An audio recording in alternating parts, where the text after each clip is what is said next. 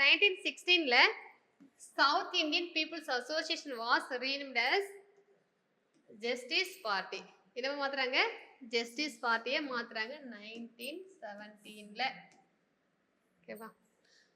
அடுத்து பார்ப்போம், which political association became known as justice party. பாத்தீங்களா எப்படி क्वेश्चन கேட்டிருக்காங்க? एक्चुअली வந்து ஒரு குரூப் ஒன்ல தான் கேட்டிருப்பாங்க இது. ஓகேவா? எது?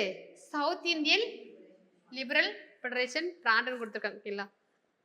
அடுத்து முதலில் கருத்து படங்கள், அதாவது கார்ட்டூன்ஸ் பிக்சர், ஓகேங்களா, தமிழ் மேகசின்ல வெளியிடுறாங்க.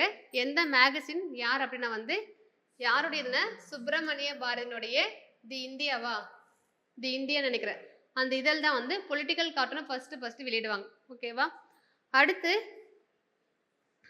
which of the following idea does not fall within தந்தை பெரியார்ஸ் டெஃபினிஷன் ஆஃப் சிவிலைசேஷன். ஓகேங்களா? நாகரிகம் பற்றிய தந்தை பெரியாரின் வரையறுக்குள் உட்படாத கருத்தாக்கம் எதுன்னு சொல்லி கேட்குறாங்க.